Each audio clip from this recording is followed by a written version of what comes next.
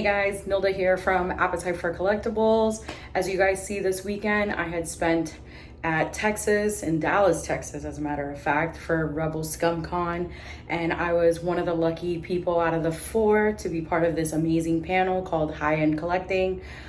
This is gonna be the full-length panel video.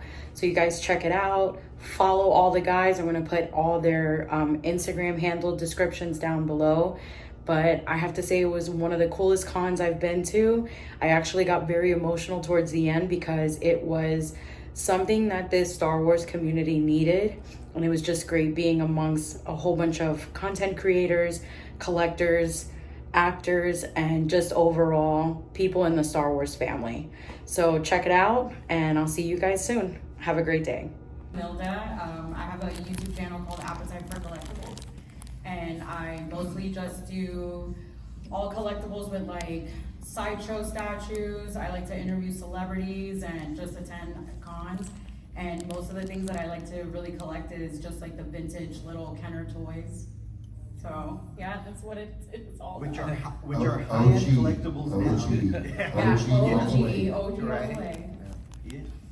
I'm Brandon Winnerty. I'm the host of Talking Day 94, which is a Star Wars podcast where I interview cast and crew. That's pretty much it, but I love behind the scenes. And I write for StarWars.com and Star Wars Insider. I wrote the upcoming Star Wars Encyclopedia coming out this fall. What I love is behind the scenes. And so a lot of the stuff that I collect, especially on the high-end side, is related to behind the scenes and then cast and crew items and like found objects.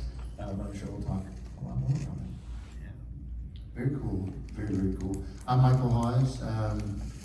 I haven't been on social media too much, but some of you may or may not know me as the Star Killer 77. Got a personal YouTube channel, and of course, my sidekick, it's my brother here, Gabe from Collection Wars, which kind of the whole reason that the collecting thing really, known in the community was the love for collecting and then again, we also just opened up a restaurant called the Dark Side Brick Oven Pizza Company. Have y'all heard of that yet? It's in Bernie, Texas, right outside of San Antonio. And it's kind of funny that you mentioned the behind the scenes because one of the props that we have up there is the big Wampa, and he's dragging Luke Skywalker to the snow. And I always tell people when I jump on the mic at the restaurant, I love the behind the scenes, behind the scenes, and it's like the story behind the story, right? And you don't ever see it captured on film, but then if you go there and you see that prop that we have on display, you see the real deal getting dragged to the snow, and there's a story right there. You pick the pieces up and you. It's awesome. So that's very cool. Don't you? Yeah. And my name is Gabriel Estrada. I'm on social media, StarWarsReplicas. I've been doing a YouTube channel where I do unboxings of the Star Wars replicas, and obviously on Instagram, TikTok. Even though I get a little. I made fun of him. TikTok is for just being on TikTok. I don't do it either. I watch it. I can't do it. But he's got like over 500,000 followers, so he can't. But yeah, he'd do these silly little dance things. I'm like, Gabe, I do not do silly what dancing. Are you doing? He's messing He's around. doing like,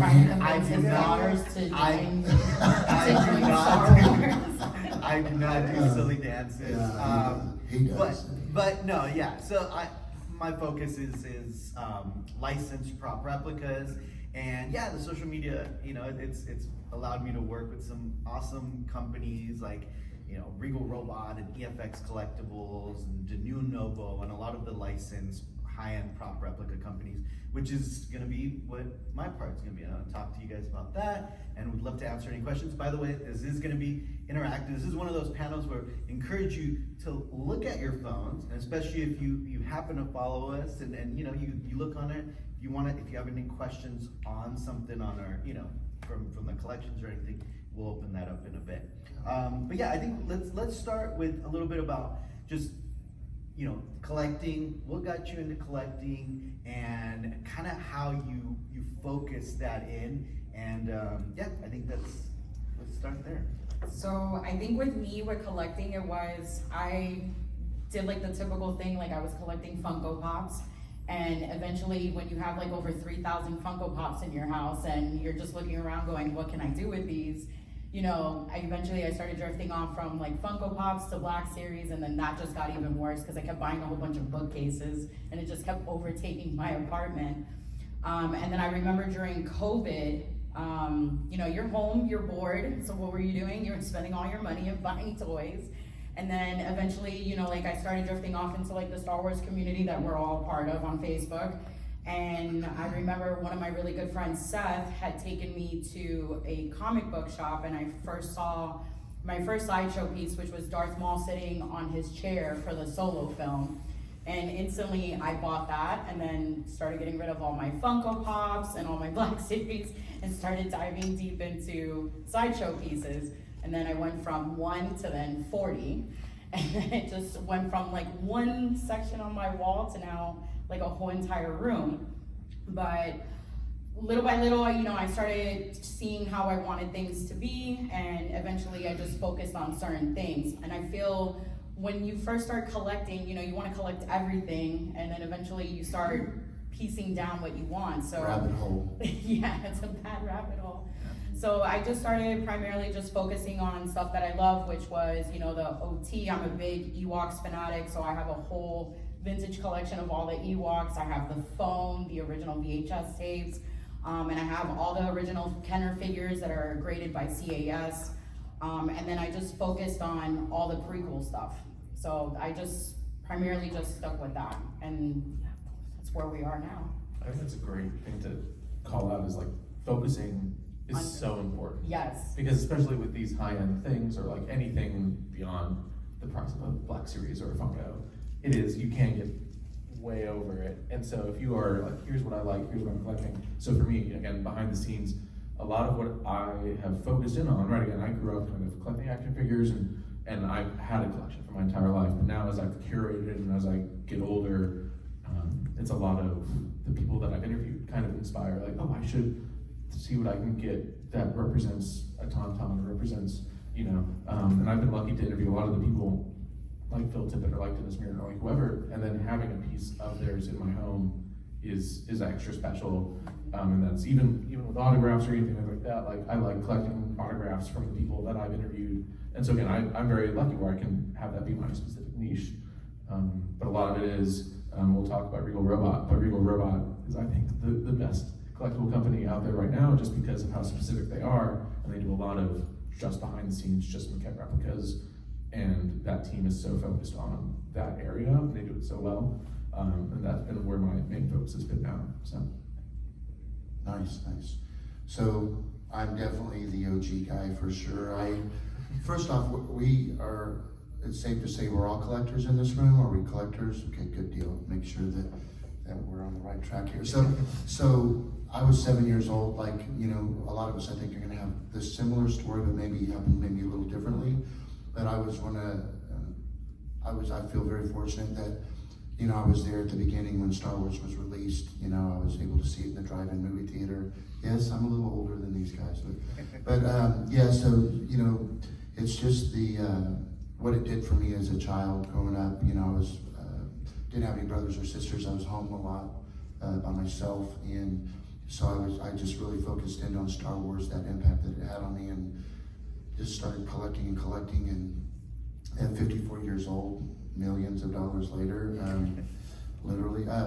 But it's funny that you were talking about focusing in when it comes to collecting, and this is something that Gabe and I talk a lot about on Collection Wars, is the rabbit hole, and when is enough, or so focusing in on what it is that you like, and it may be not just Star Wars. What if it's a card collection, or a baseball card collection, or it could be anything related to any type of toy. But the issues that I ran into is, and I think a lot of us have run into, is we just start collecting. We want to have everything.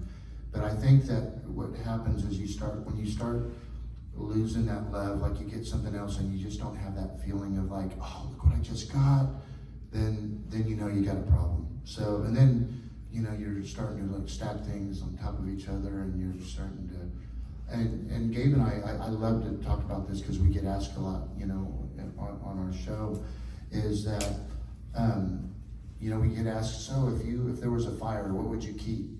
you know, what would you grab or hold on to, you know, on the way out?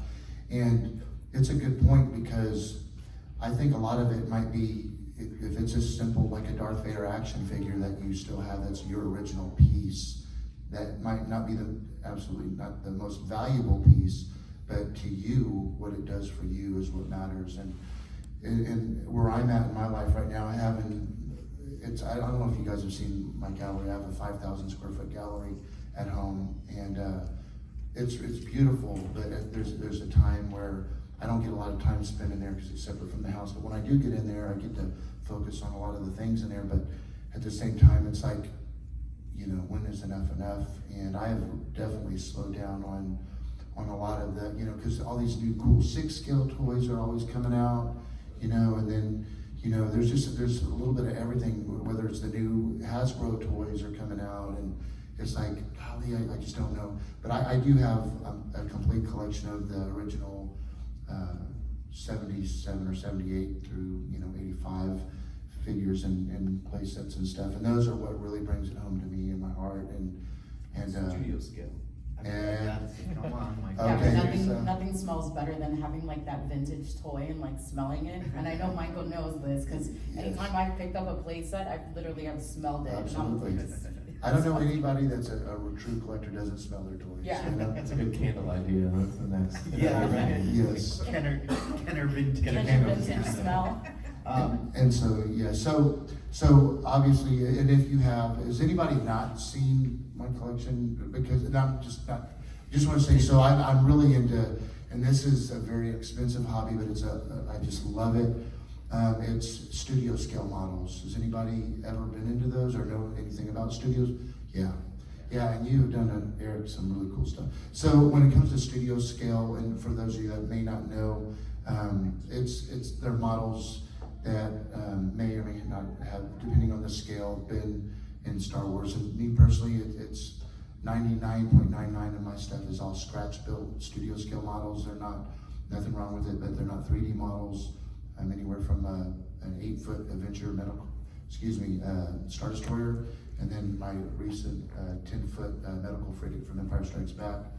It's all scratch built. Yeah, and we'll get, and because I want to talk more about that, because Sure. that is definitely, you know, when we talk about collecting, there's all these categories, right? There's categories that we start getting into, and that's why this is, honestly, like this panel, you know, when I was thinking about it, this is a great panel because it does cover those categories that are kind of the higher end ones of those, right? So you know, you got the vintage, even though Michael kind of does a little bit of, well, a lot of everything. But Michael is really, in the community, he's known as the studio scale guy. I mean, he really is. Like, I know he has way more than that, but the studio scale stuff is just so impressive. And especially when you're talking about scratch building, right? When he says that means that they found each individual model piece, you know, because they built them from old models from like tanks and airplanes and all that. Each little piece, you know, they find each little part and create these things. But we'll get more into that.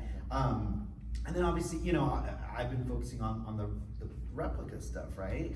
And kind of giving you a little bit of history and a little bit of that, because it comes into play when you start getting into collecting, especially pricing, right?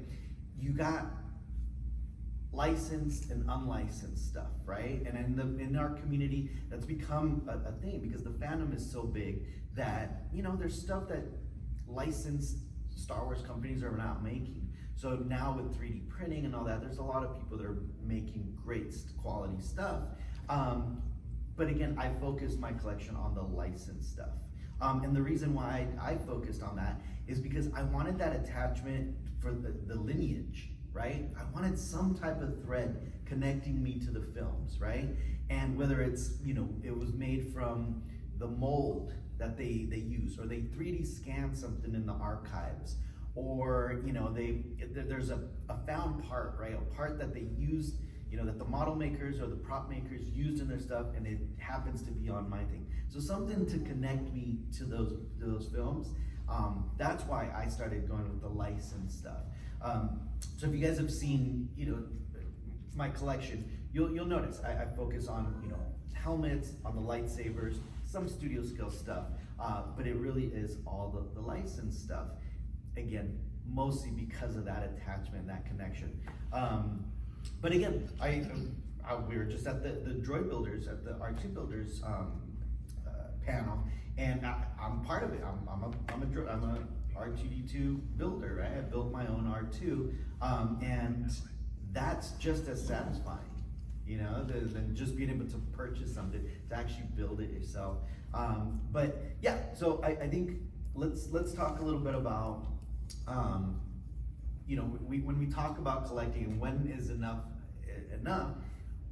Nilda, how have you, you know, figured out how you're gonna display them, and at what point does your display and your limitation for displaying this kind of inhibit your collecting?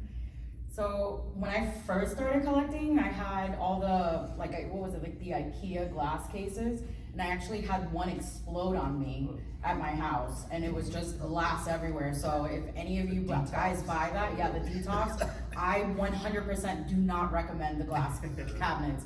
It was like crazy to walk in there, and I'm just looking around going, what happened to my collection? But what I ended up doing was I ended up buying like these really expensive, they're called Billy bookcases from IKEA.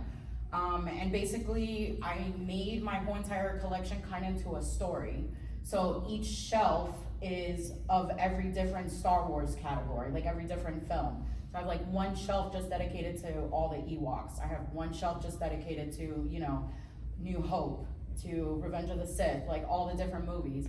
And what I ended up doing was, you know, I focused on just making it just like that, and then I started making a list of certain things that just didn't properly fit into that collection, kind of like how Michael said, you know, you kind of go into that rabbit hole and you start buying a whole bunch of random stuff that you really don't need.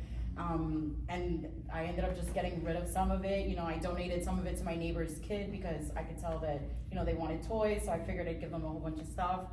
But, you know, I have a shelf just dedicated just to helmets, but that's how I've limited my collection, with just having certain things. And, you know, now, like how you said it, going to the cons, my biggest thing now is collecting autographs. I'll do, you know, if I take a photo with one of the celebrities, I like getting a plaque with their signature on it. And, you know, I like doing that because it's a more memorable moment for me, because I have the experience of like saying, you know, I was with this person and I captured that moment and they signed something for me. And I feel like that's more intimate instead of like, you know, just buying something off, you know, like an auction or anything. Right. Yeah.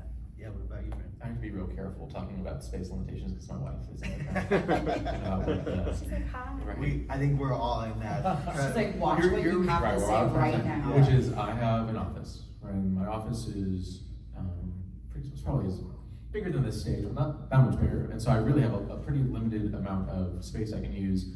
And the other thing I really collect very heavily is books and reference books, because I write so much for .com and Insider and books. And so it's helpful just to have a library, and I love collecting all of that. And so I have the Billy bookcases that are sagging, which is a whole other issue, but because of the reference books, right? Those big coffee table books. But that's really where those live. And so now, especially with Rebel, I've had to kind of separate the space. So I have a separate space that is pretty much just for the Regal maquettes, and then I also collect their Indiana Jones line. So they have like the Sakara Stone and the Grail, and what's the other one that I'm missing? There's the Grail. Oh, the Urner Marachi, Yeah. right? And so anyway, all that's kind of in its own space above my podcast recording studio. Because then the other thing, again, just talking about space, talking about limitations, one thing that I found a lot of joy in recently that a lot of these companies are going to is sketches from especially talent. So Regal has been doing a lot of legacy editions featuring, like, you get a Bib Fortuna maquette, but it also has a sketch from Phil Tippett, who designed Bib Fortuna. You're like, oh, well, again, it makes it more one-on-one. A lot of your stuff it's pretty much one-on-one compared to stuff that even has a run of 80 or the runs of thousands, like Black Series or whatever it is. And so, like, making myself a little bit more compact, especially on the art side. I like collecting a lot from the people that worked on the movies and seeing how much I can really do that is a one-on-one. Another thing that is really easy, like if you're thinking about like ground level, easy things that are easy to store or frame, the animation cells from droids and Ewoks, again, are one-of-ones. They were used in Star Wars. You can find them really easy. You can find beautiful ones for like $100. They're like really beautiful art pieces, and that's a really nice foray into not even a replica, but a real piece of Star Wars history. And there's a lot like that around if you look. Yeah. I know. We talk about space a lot, Michael. Michael and I has know no space. You're one of, you're 5,000. one of the fortunate ones that. Hey, this is a funny story. When I'm at Darkside, you know, every once in a while I like to get on and just talk about why Darkside exists and the nostalgia of Darkside and, you know, all the stuff that's in there. And Denise and I, my wife Denise, we talk about it, and because a lot of people would like to come out and visit Starkiller Ranch, and it's just, you know, can't have all these people coming out to the house, right? So when I came up with the concept of Darkside, I'm like, so, you know, we could build this museum style place, and, you know, we could have pizzas there, and it could be a real deal. Denise is like, I think this is an excuse for you to buy more stuff. And I'm like, no, babe, not at all. And no, this is Superman, or no, this is Back to the Future. It's not Star Wars. Completely different. No, Completely, 100%. But I'm good now. Well, yeah, I mean, even when I first met Michael and we started doing the collection wars, again, that was our common ground, right? We became really good friends because, you know, we had this space that we really made it look nice. Like Michael focused his room kind of like a Death Star scene. And if you've ever seen his original collection room, that's what it looks like. It looks like you walk into the Death Star, and it's like this cool space. For you that have seen, you know, my space, the way I have it, you know, made, I try to do it more museum style, right? I really wanted to focus on like it looking like a museum. And I think one of the things for limitation purposes, and I'll kind of speak for Michael, because again, I've known him for such a long time. Yeah. He blended all his collections into that one space, to the point where it got to he was like, well, all the studio skill models are taking so much room that he had to build a separate gallery just for studio skill. And that was the funnest part about watching your collection, you know, not only expand, but kind of really getting more specific to, you know, the categories that they're in. So on my end, you know, I'm got like Brandon. You're my collection room. When you watch my YouTube or Instagram or whatever, a lot of TikTok dances. Or my TikTok dances, you know, Or sitting around in a chair. Yeah, people don't realize that office space is actually small. It's a very small space. It's probably not any bigger than this stage. So I actually had to, you know, obviously first convince my wife, right? That's another. Because that is, I think we've all, you know, hey, we're amongst friends, and, you know, obviously there's always that significant other that's gonna push back on that, you know. She's been good. Yeah. She's been. Oh yeah. We got into some you know some arguments about it, but you know it comes with it, especially with the high-end stuff. But for me, what I ended up having to do is realizing that I was limited on space, so I went up, right? So when you look at my collection room, and one of the compliments that I get is, you know, how much stuff I was able to put in there without it looking cluttered. And for me, that was very important. I didn't want it to look cluttered. Number one, because my wife was like, no, you're not getting like a man cave, you know, like a frat boy man cave in there. Like, no, like, you know, you get this space, and there's this big giant window too that a lot of people don't realize that. And from our like family room, you could actually see into my Star Wars room. So I wanted to make sure it looked nice. Every piece got its own, you know, respect, in my opinion. That's why if you see like my helmet wall, each one has its own little spotlight, and it's very specifically giving its respect. Yeah, each lightsaber, it's single, it's on a shelf by itself with a single light. And again, part of it was space limitation. I had to, right? So I had to go upwards.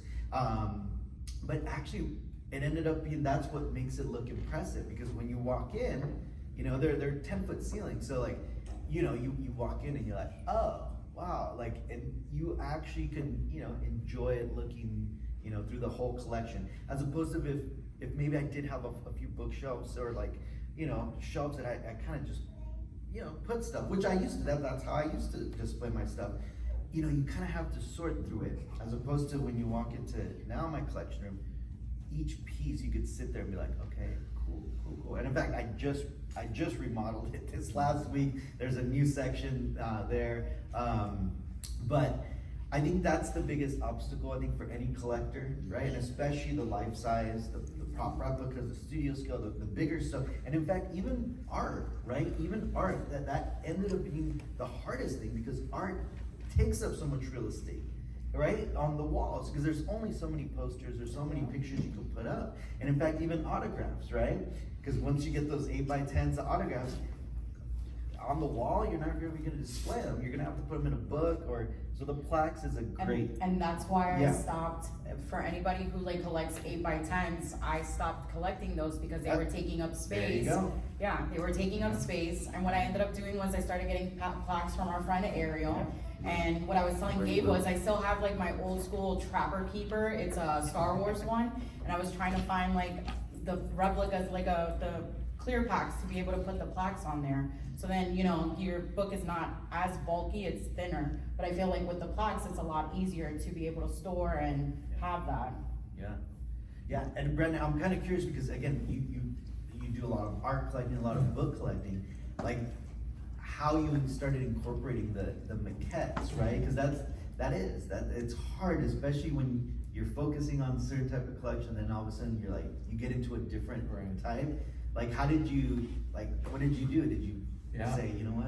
Well, I kind of had to trim down. I collected some Black Series over the years. Oh, that's a great picture of me. I got to some Black Series over the years, and then I really trimmed it all the way down, because now the only Hasbro figures I have are like George Lucas in Stormtrooper Disguise, or Jon Favreau as Pacifist, like that kind of stuff, where it counts as behind the scenes in my eyes, at least. And then I actually work for Funko. I do the marketing for Funko, and so I have to be very careful, obviously, with all of that. And so what I do mostly, I'm trying to think of the Funko I have, and it's all like the McQuarrie Funkos that they made, that kind of stuff. So again, it's just like, it's being very specific of what you're gonna collect, and trimming that down, because you're right, the books take up so much space. And then right now, I have art displayed, but I used to do the marketing for Mondo, the poster company. So I have so much in these. You showed those binders, but I have huge, like 24x36 binders that all the posters are in underneath our bed, which is again another kind of concern. But at some point, especially with the original art that I've been collecting, I really try to focus in on like black and white. That way, when I do have space, because we won't be in this, we rent the condo right now, but once I have a space for a gallery wall, it would be a lot easier just to kind of make it all very uniform and very nice. And then with my autographs, because I've been collecting autographs, I've been going to shows. I used to grow up in Dallas, so the Plano Center shows, and so I've been collecting autographs forever, and I've kept it very, like the official pics, 8x10s, and 11x14s. That is, I don't do table photos or anything like that.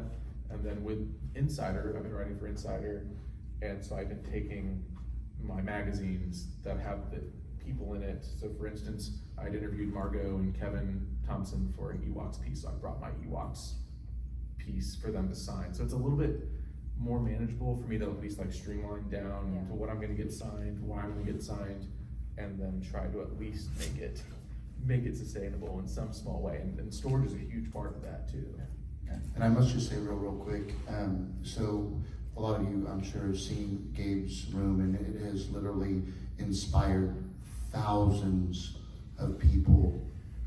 You will see out there that have taken off from what you did, you know, and you've always been very respectful, you know, reaching out and letting people know. And that's kind of how it started out on Collection Wars with that. But yeah, great job, man. No, thank you.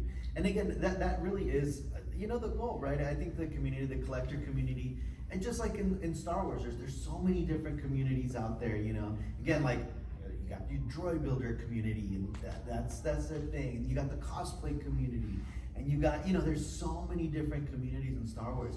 And sometimes with the collecting community, even it's such a broad category, right? Because then you got the Funko collectors, and you got your Black Series collectors, and then you start going into the sideshow, right? The 6 scale collectors, the quarter scale collectors, right? And then even the 3rd scale collectors. Massive pieces, the prop replicas, and don't then forget life size. Yeah, Okay. life size, right? You got the prop replica, the life size, the screen use, well, autographs, the screen used, right? And the screen use is kind of like where I think we all, the next frontier. right? That's like the ultimate thing. You know, we've had like people like Gus Lopez. Yeah. You know, if you guys. Y'all know Gus Lopez? Gus Lopez is, yeah. So Gus owns the Death Star from A New Hope, like the Death I tried Star. to buy it, he wouldn't sell it to me. In his living room. It's just in his living room, and then he's giving us tours of his collection, and it's just insane because it's all screen use stuff. Yeah. And of course, the screen use stuff, you know, hundreds, thousands, if not millions of dollars for each piece. And I think that's the funniest comment I always get with my prop replica stuff, because you know, prop replicas, as you guys know, I mean, they're not cheap. You know, they're thousands of dollars each. And there's always going to be that comment where that someone's like, oh, but they're not screen used. I'm like, that, if I could find that screen used helmet, that's going to be a $2 million helmet. You know, there's just no way. Not only that, but most of it's in the archives, right? So look, obviously the history of it, after, what was it? I think Empire, they started, you know, keeping a lot of the stuff. It didn't get out of the set. And I think it's because they were learning a lesson. And you're going to be more knowledgeable about that, but they learned their lesson because a lot of the props they used from A New Hope ended up staying in the UK or just got tossed back or sent back to the rental places because they were renting them.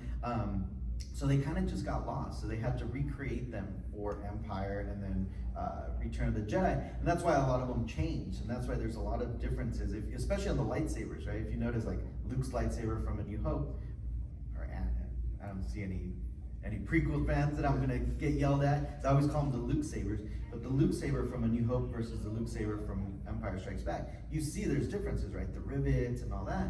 Well, that's because they had to recreate it because the original one kind of just got lost, right? They got rid of it. But I think as collectors, right, you just have to find your space. And I think that the biggest piece of advice that I'm sure all of us could agree on is staying on target. You know, stay on target. Because I think that's the hardest thing for me as a collector that's been, because there's so many cool things, right? And especially like the statues and all that. And you have to be very, very good about, you know, stay in your lane. Hey, look, if you're gonna collect this, just do that. Because if you start going into different things, forget it. You're gonna have a whole house cluttered full of stuff, right? And money, financially too. I mean, you know, it takes a hit. So I think the biggest advice that I would say, and I want to go kind of through the panel of, like, you know, advice as collectors, especially the high-end stuff. And I also want to talk about the significant other, or, you know, but I think because that's a big part of it about collecting, because he blames me. Yeah. For his collection. Yeah, I blame my wife too. My wife was the first one that bought me a helmet, a master replica. Because I got him the life size on See, Solo. there you go. No, that's a good wife right there. I'm the same way. I'm the same way. My wife bought me my first prop replica, and now that's her fault, you know? But I think it's definitely, you know, being disciplined in that and kind of sticking to it. And that's the best thing, for at least for me, for my wallet, for my wife, is I decided early on, it's only gonna be licensed prop replicas, and I have some unlicensed, but that's my main focus. And it's only gonna be original trilogy. That was gonna be my straight focus. And then I even tailored it down to only Imperial stuff, like the helmets especially. I really try to focus on only Imperial helmets. And you know, the lightsabers, again, try to stick to original trilogy, although it's impossible to just stay there. But yeah, what advice would you guys give, as, you know, for collectors out there? You know, I feel like this is like a group meeting, right? A therapy meeting here. This is AA for It is. Well, more than that, when you're talking about the significant other, that could get really bad. You gotta be careful. No. So I kind of mentioned it a little bit. I think it's real simple, is to collect what you love. And you know, it's funny because just recently I have this, my original action figures. Those are the one things from my original, you know, that my mom bought me, that's no longer with me anymore. And so those figures are my absolute number one most meaningful thing in my collection. And I just recently took it from the gallery that I never got to see, and I brought it into the main house. And you know, being able to see my action figures every day is just, I know it's kind of weird, but I love it. Just what seeing those figures does for me. And then I start looking at all the things that I have, and if, I mean, I don't want to sell my stuff. I want it to be all buried with me. No, but I just, Where is that gonna be? yeah, exactly. But I think seriously, what I would suggest to anybody out there, again, it doesn't matter, and I always say this on the show, it does not matter how big or how small your collection is. And that's what's so good about Collection Wars and all of the community that follows our show is, you know, there's nobody snobby that I got more stuff. It's about the collecting and the inspiration that we get from each other on our collections, and of course the friendships that have been made. But when it comes to the collecting, figure out exactly what it is that you like. Find the space that you know that you have to collect, and just, you know, get the inspiration from other collections out there and make it the best that you can. Because I think it's kind of a crime that there's a lot of people that just hoard it all up and they've got it in closets and everything, and then you end up just selling it and you were never able to, you know, enjoy it. So sure, you have it, but you get to enjoy it. So find those things, you know, and enjoy it. And one thing, when it comes to the spouse, I'm very blessed, like a lot of us in the room, I think, is my wife is a huge Barbie collector. She collects Barbies. Yeah, and yeah, thanks for all your support on the Barbies. He's being very nice about it. She has the most beautiful Barbie collection. Thank you. Beautiful, and you guys can actually see it on YouTube. It's gorgeous. Yes. So thank you for that. But yeah, so it's awesome when you have a spouse that you can collaborate with. I'll come in and Denise has her glass of wine and she's just, you know, cleaning her, got a new, she loves getting the old Barbies and restoring them that are, you know, that a kid pulled all the hair out and a little Sid got a hold of it, and Denise loves making them look new again. And so it's cool coming in there and seeing her, and then she'll support me and comes in and hangs out, and she's the one that, when people always, the most popular question on my YouTube is, how do you clean things? Well, my wife does it. It's really, she's awesome. She comes over and does that. You know, how do you keep the dust out, right? But yeah, that's my advice on the collecting side of things, and I think it's the real deal, you know? I think on my end, I would stick in my advice to budget and to like what you're collecting, because it's tough with high-end stuff because it gets very, very expensive very quickly. And so I've had to be very conscious of, okay, like we're buying certain things every month or every 2 months or whatever it is. Payment plans are really helpful, but not to like overspend your means, right? You don't want to put Makes it worse. You buy it right, the McKench, you got every one of them, don't you? Yeah, exactly. It's so, and so like for me, for instance, I take my freelance work, I made money from Star Wars CON or Insider, and I put that into buying pieces, right? So it's not even coming out of my normal paycheck, whatever it is, right? And then I think the second part is, as soon as something doesn't bring you joy, just move on with it. And it's helpful if you have been curated over time. The stuff that you have bought, you don't buy things to resell, but it does make it easier to pass those along, right? Especially for licensed collectibles, especially for collectibles that are in high demand. If you are collecting those things and they're no longer bringing you joy, it's a lot easier to make new space for your collection. And then I guess the final thing is, there's easy entry points for this, right? You don't have to just start with the full size whatever, even though that's a good idea. Now I'm like, well, my wife should give me non-solid carbonite. But there's, again, a lot of easy entry points. For instance, I said the cells already, but the storyboards, they're the photocopied storyboards from the original trilogy. You get a beautiful frame for your favorite scene would be $150, $200. But again, that is a pretty rare item that is used for the making of a movie. And you can do that even the found objects too. I mean, some of those, like I've been on a hunt for an actual Graflex, what they use for the lightsaber hilt for Luke's, Anakin, Rey's, whatever you want to say, saber, but with the stamp, with everything. And those kind of things are a lot more specific and are the same price as, and I shouldn't say this as someone who works for Funko, but same price as 10 Funko Pops, right? You know what I mean? So like you get to a point where you're able to kind of justify in your mind, especially if you're trying to curate your collection even more. You basically stole everything I'm gonna say. Yeah, same thing, you know, I told my friend Tiara here, she's like a little sister to me, but I told her, you know, she has 2 bookshelves and I said, don't dive into this crazy rabbit hole. But yeah, budgeting is probably the best thing ever. And you know, like with my significant other, he's wanting to buy me like a whole bunch of sideshow pieces, and I've told him no. And I told him, you know, like if you wanted to get me something like that, just get me like a lounge fly bag, because then I actually will use it. It's not just sitting there.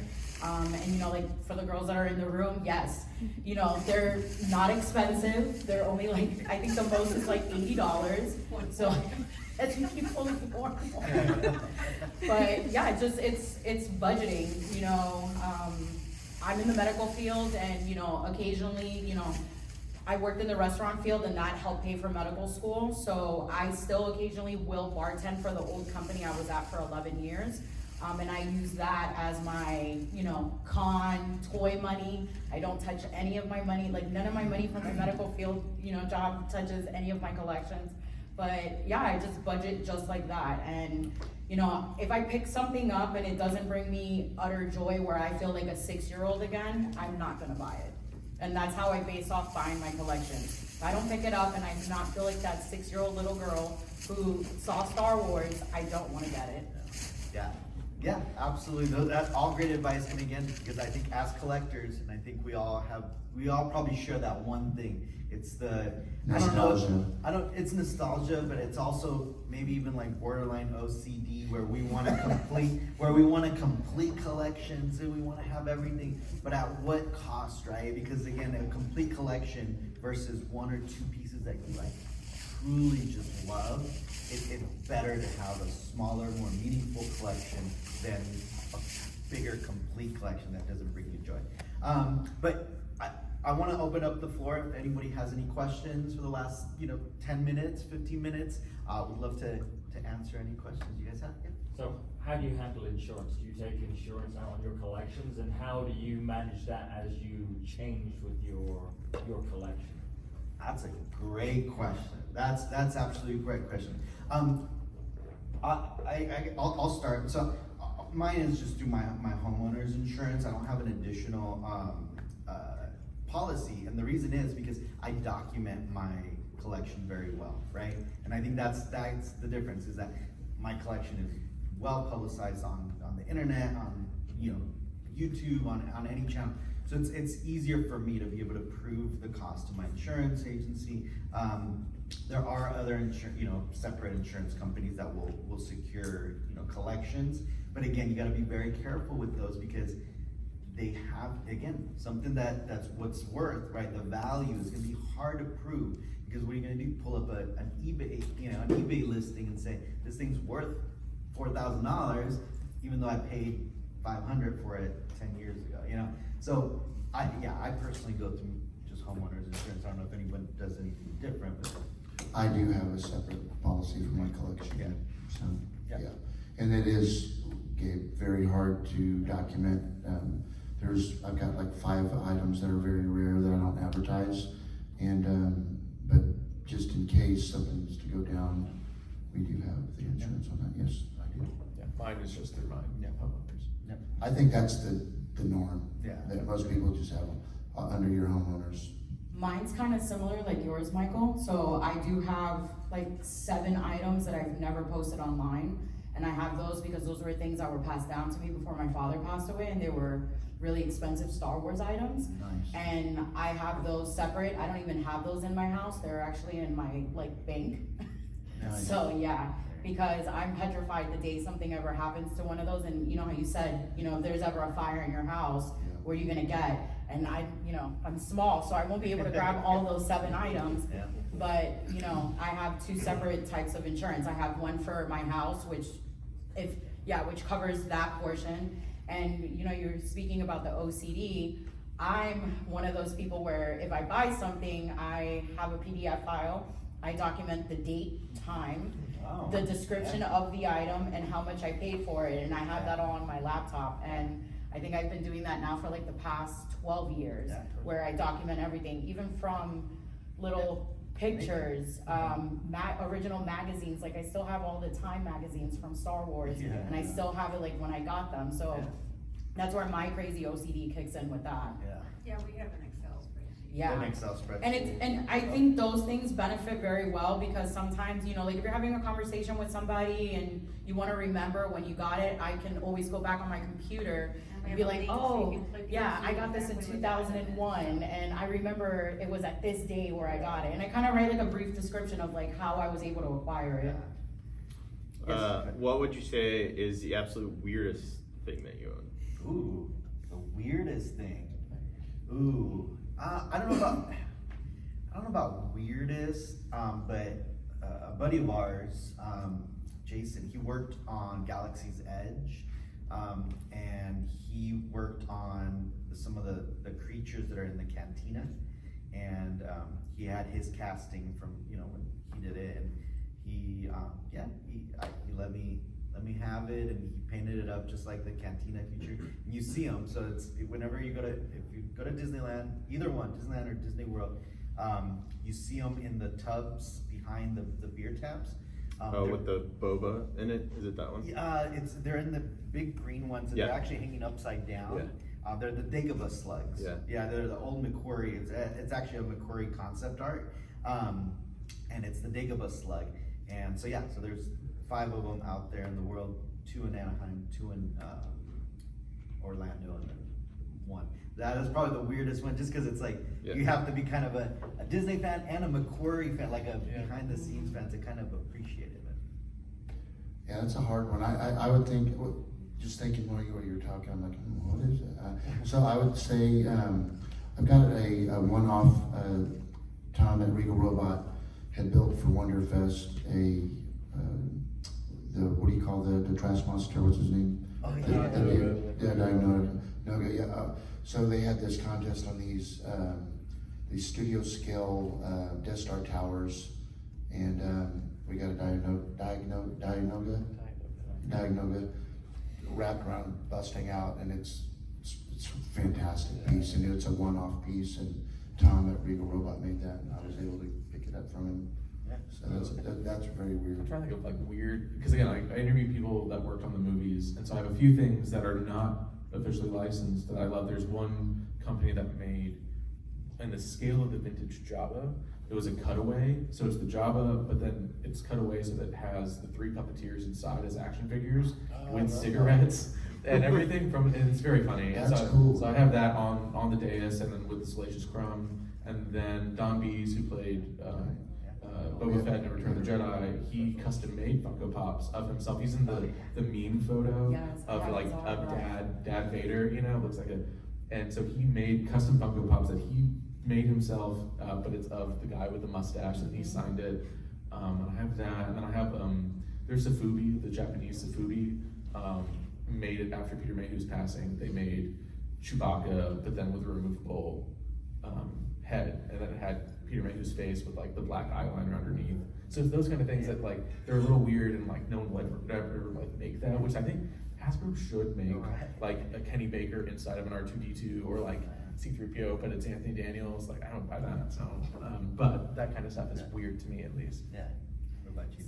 So I think the weirdest thing that I own, and it's actually not Star Wars related, so my favorite horror film is The Exorcist, and I actually have a Pazoo, which is the little creature, it's like the little statue that they found in the beginning of the movie. So I own that, and I actually have the wall Pazoo on my wall. So when you walk into my house, you know, I fair warn people like, hey, there's a face staring at you, like don't get creeped out.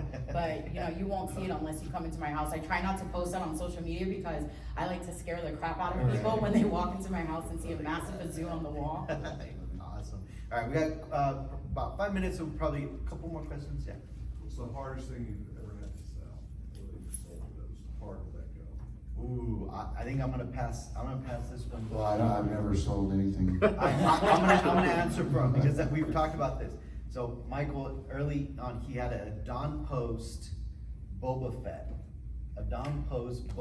life size that he just absolutely loved.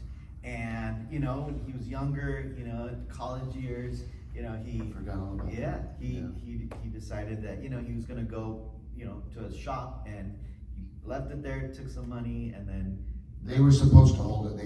The guy said he would never sell it. He would, you know, let me buy it back for the loan that I got off of it. And when I did have the money to go back and get it, so I flew in to meet Don Post, and when this Boba Fett was being built, so Lucasfilm got 4, and I got the number 5, and then, but I let it go, and when I came back to buy it, he had sold, his son or somebody had sold it. And I'm now in touch from our show Collection Wars. The guy in California has it, and that son of a bitch, son of a gun, won't sell it to me. But it's not even a real like complete accurate thing, but it was. Yeah. It was, yeah. And that's why it popped in, because I think that was the greatest story, because again, as we're doing the show, Yeah. Michael's like, you're not gonna believe someone contacted me and he has it. And I'm like, So I thought he was gonna. So I thought he was gonna. You can have it now. wait, so and I'm gonna add to that story because we only have a few minutes. But weirdest thing, so I already know about the Don Post one, and again, it's rare, right? One day I get a message, right, from Fred Durst. Fred Durst from Limp Bizkit, and he's like, hey man, I love your collection, you know, I have something that you might be interested in. And he sends me pictures, and I'm like, that's the Don Post Boba Fett. So I start asking him questions, so I'm like, oh my god, what if Fred Durst has Michael's Boba Fett, right? Yeah. So then I started asking him for like the numbers and all that stuff, and I sent him to Michael, and he's like, no, it's not that one. So I was like, sorry, Fred, I'm not buying it. And that guy that does have, we're friends now, and he's built a lot of fantastic life-size props, like our life-size Obi-Wan and the Luke Skywalker that's at Dark Side. Yeah. That's pretty cool. I'm still a little, I know we're running down on a time. Any just quick questions, just really quick? I have a quick one. Rick. So you all have very like large followings on social media. How did you did it start as a passion and the followers came later, or did it start as like, I'm gonna do this page because I want to be this? I think And that's how an did- easy answer for all of us, right? It's yes. It was the passion. It was the first. passion. And then how long did it take? Was it like every day posting, every hour, like analytics, everything like that? And I think with posting, because I work in social media, with posting, it's just post what you like. Like, it don't feel like you have to post every day or I have to do a reel or whatever it is. You have to post what you like. And if you are passionate about it, the followers will.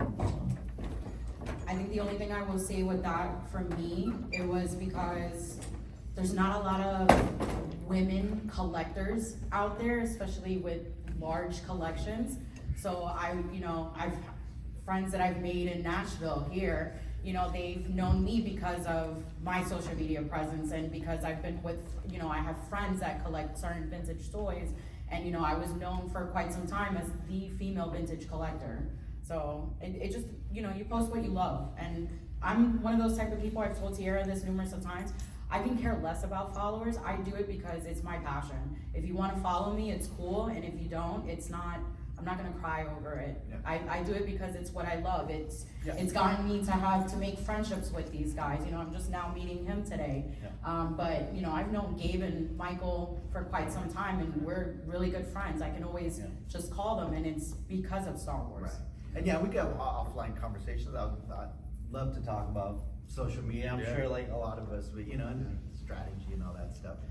We do have a giveaway, courtesy of Rebel Scum Con.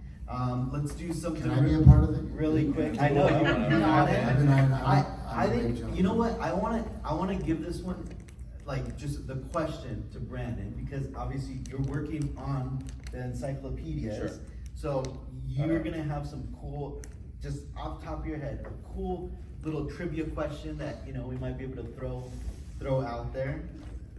I mean, I'm just gonna, what place on Tatooine did this, And you gotta raise your hand. did this stormtrooper appear?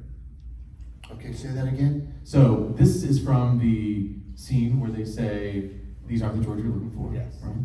What city in Tatooine was that? Ooh. I saw this hand up first. Oh. Mos Eisley. Mos Eisley. There it is. That's Cheers, dude. My There first you one. go. There you go. That's a rabbit hole. You're welcome. I don't recommend you do it. I'll be happy to offer you a little something for that if you don't want to. It's a bad rabbit hole. I'm telling you. Yeah, those. I collect the McCory ones of those. Oh, you do? That's all. So I collect all of them. Well, This is very cool. thank you guys again for sticking Yeah, around. thank you. Thank you. Thank you. And yeah, if you guys have any questions afterwards,